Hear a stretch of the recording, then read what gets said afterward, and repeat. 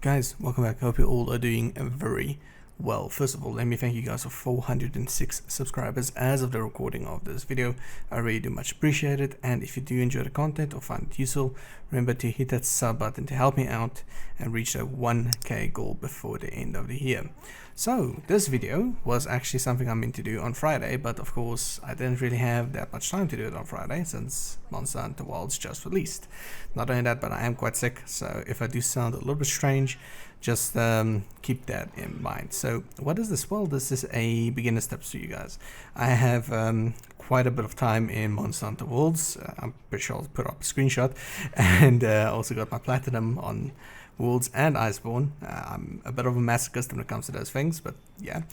So I have quite a bit of experience with Monster Hunter, and especially these types of formats when it comes to Monster Hunter games. Now, Monster Hunter Worlds and Wilds are extremely similar to one another, but there is a few key differences, but maybe later on some things will change. But for now, as the game is currently, I have quite a few tips for you guys. Now, just real quick, I have completed the main story, quote-unquote main story of the game, where I saw the credits roll, and I'm not going to spoil anything for you guys in this video whatsoever. The main story is complete, but it isn't really. Like, you still go on with main missions after the credits roll. It's a weird thing that Monster Hunter likes to do, but yeah. So let's get into this. Tip number 1.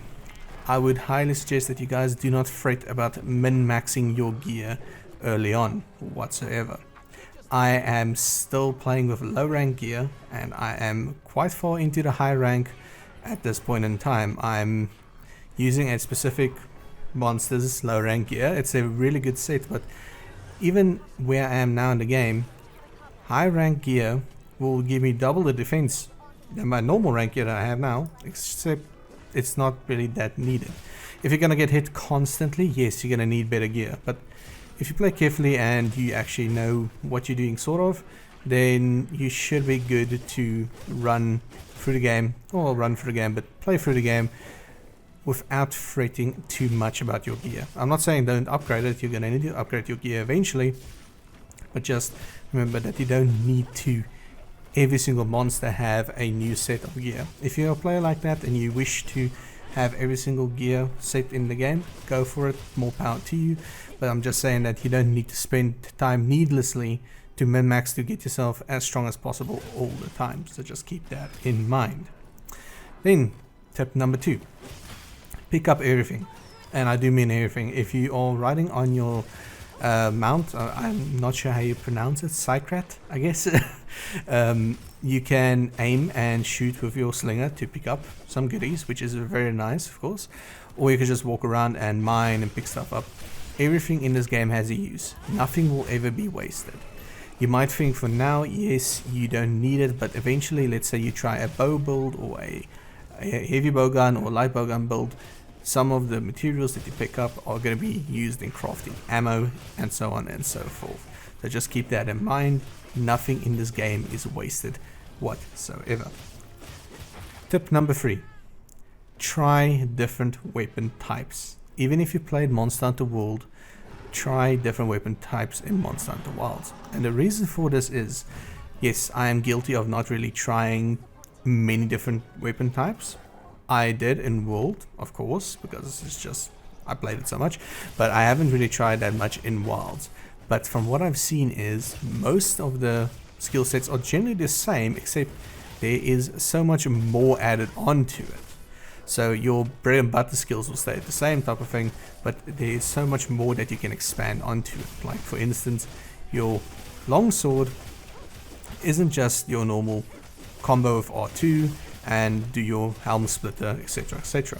You now actually enter a frenzied state when your bar is completely filled, and then you can just unleash a hell of a barrage of attacks on the enemy, which is absolutely phenomenal. Okay, dual blades have a similar mechanic where you can consistently attack, and also you can almost chain your demon mode into your normal mode and so on and so forth by using certain combos, which is amazing.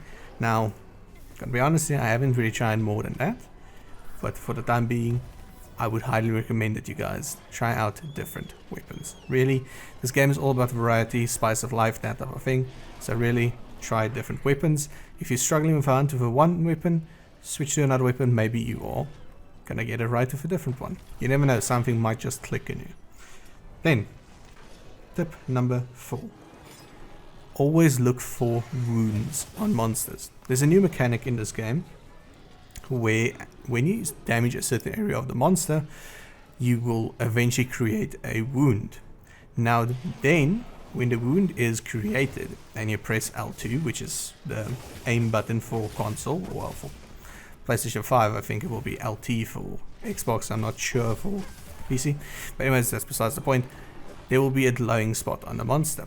If you then use an attack onto that glowing spot, you will kind of enter a state where you are, number 1, invincible if it does hit, and number 2, you will then stagger the monster and cause bonus damage, and also cause a monster material drop.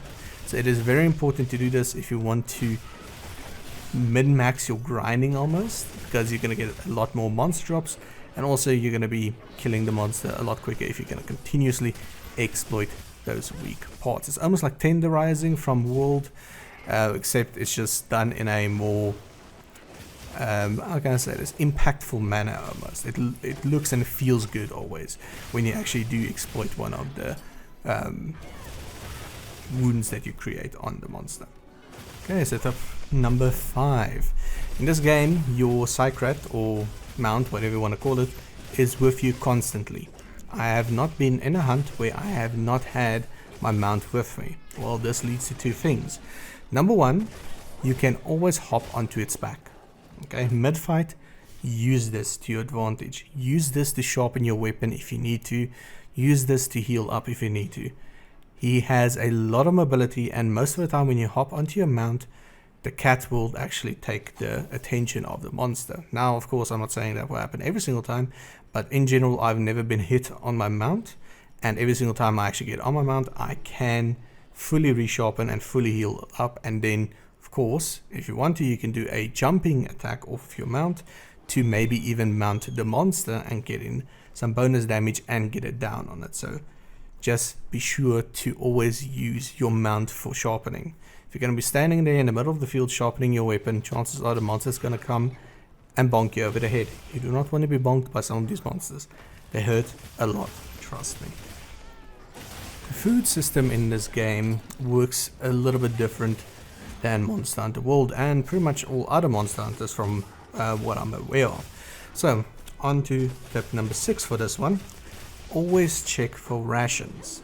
Now there's a center, or not really a center, but an NPC in every single of your main camps that actually will be an ingredient center, I think it's called. And what that ingredient center does is every single time you talk to him, not every single time, but after some time passes, he will have rations for you. Now, rations are used to cook meals in this game.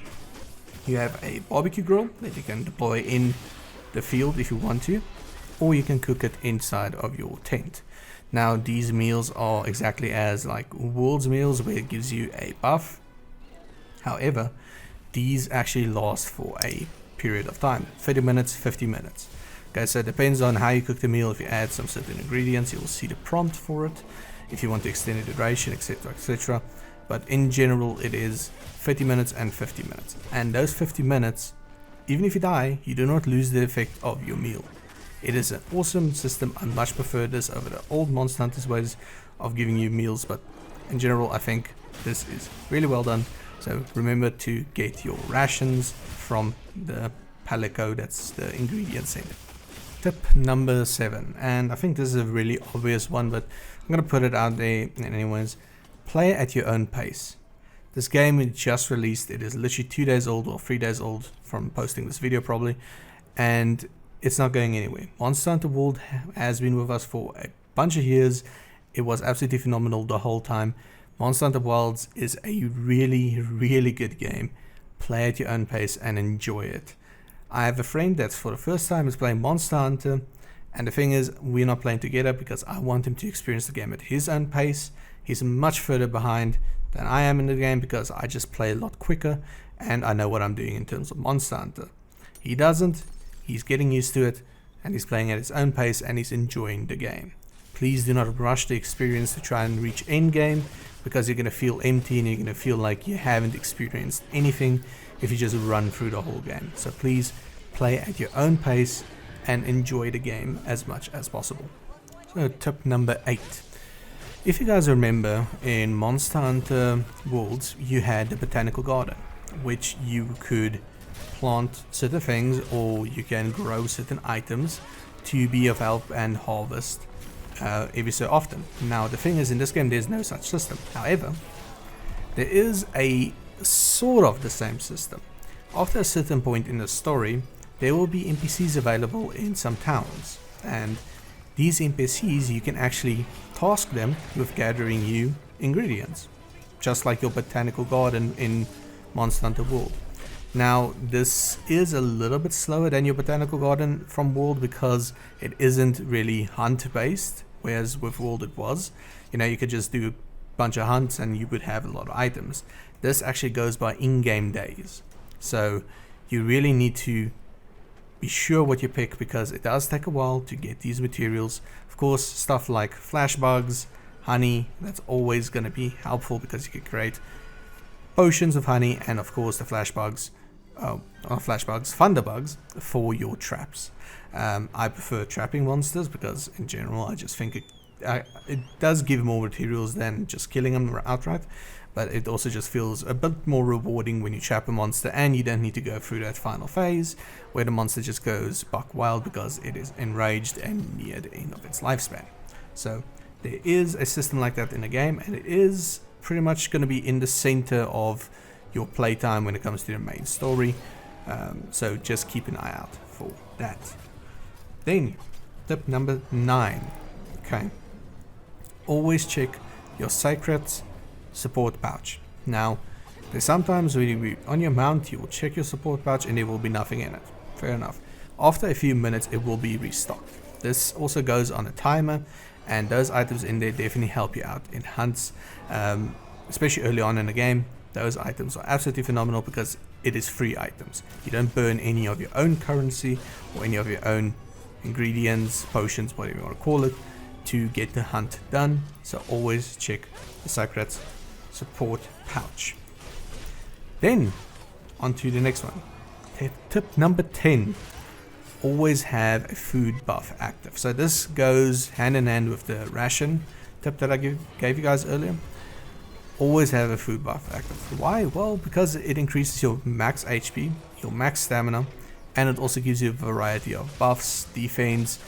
It depends on what type of food that you actually cooked, what the benefits is going to be, but it gives you a plethora of bonuses that's just in general always good to have active. And let's be real, the fact that it has a 50-minute timer, most people play 4 hours a day, so you're going to be doing it 3 times a day, maybe 4 times, 5 times, depending on how often you actually want to eat. So really it is worth it. Always keep your food buff active. Then tip number 11. Money in this game comes quite easily. It's not as difficult to get as it was in Worlds. When Worlds initially released, it was quite a pain to actually get some money. And not only that, things in that game was extremely expensive. Now, I'm not done with this game whatsoever. I'm not like, you know, hunted every single thing, have all the stuff in the game, etc, etc. But at this point in time where I am, things are not that expensive in this game whatsoever. You know, I'm sitting on like 250k, and I've crafted quite a bit of swords and stuff like that, but it's just not that expensive like it was in Monster Hunter World. But also need to remember that World was in its life cycle expanded upon with Iceborne and stuff like that, so of course items were a lot more expensive, but we did get some methods to farm Zenny in that game. I don't think it's going to be necessary here, so do not worry about really farming for money. I've never farmed for money in this game. It will come as you play. Then number 12. Explore the world of the game. I've not really done this. I've explored the beginning area thoroughly, and I've also explored, I think it was the 3rd area. I don't want to really name names or anything like that for spoilers, of course, but in general, exploring is really good. You will actually find a lot of monsters, especially if you have done the main game, quote unquote main game, where the credits roll and stuff like that for the first time. New monsters will start spawning in, and then you can of course go and explore, find these new monsters, kill them or trap them and capture them, and get your materials from then, etc, etc. So exploring definitely helps out in this game. It helps you familiarize also with the areas, due to the fact that, well, it is a lot of ups and downs in this game. Because of the mount, they added a lot of verticality into the game, so you need to keep your head on straight when it comes to exploring stuff in this game. Trust me, it gets a little bit confusing, but once you're familiar with the area, you are set. Then, tip number 13. Do not be afraid to use your SOS flares. Now, this is not something that I do. I do not do the SOS flares. I am a solo hunter. I have pretty much always solo hunted, okay? But I know there's some trophies that I'll need to get. Whatever, doesn't matter. Point stands.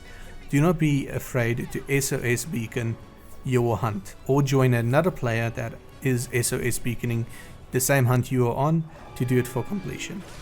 There's nothing wrong with it. Monster Hunt is actually a more of a social game than it is not. You do get your loners, but in general, hunting as a group can feel very rewarding when people start to actually work well together. There's certain monsters that in this game, it is quite of a struggle solo because they spam a lot of attacks. And if you guys remember from World, there's also like the raid type monsters or siege monsters, which you would need a full team to do. But in general, do not be afraid to SOS and help out other hunters or join other hunters in their hunts. It is great fun to play with people in this game, I know, so please use that feature if you are so inclined. Then the last tip I have for you guys today is, if you guys find yourself struggling with a certain monster or a hunt, because some hunts have multiple types of monsters in it, you know, use your field guide for guidance. I know it sounds weird and it seems almost obvious, but the field guide in this game is really detailed when it comes to the monsters. They show you exactly what they're weak against, show you exactly where to hit, and show you exactly what they can drop. It is a really good tool to use. You can use Google if you really want to, but in general, all the information that you need to hunt any monster in this game is right at your fingertips in the in-game guides. Trust me, it works. It's a lot easier to understand than it was in World, because of the fact that World had the whole investigation thing where you needed to hunt like 20 of this monster and collect tracks, blah blah blah blah blah, to eventually learn everything about the monster. This game, it's a little bit more straightforward. You just hunt the monster a bunch of times and you just kill him, and I think even after the first or second kill you actually have most of the information on the monster. So use your field guide for help. Yeah, that's it for the tips, guys. I don't really have much else to give you guys tips on for now. I just recently unlocked a feature where I can craft completely my own type of weapon, which is kind of interesting. So without saying much more and spoiling stuff, it's going to be interesting to see what we can do with this. But yeah, so if you guys want to leave any extra tips or anything like that in the comment section, please feel free to do so. And if you guys find this useful, any of these tips useful, remember to subscribe, and I will see you all again in the next video, which should be on Wednesday, which should be, yeah, I think it's Wednesday. Yeah, have a great one. I wish you the best of luck on your hunts, and peace out.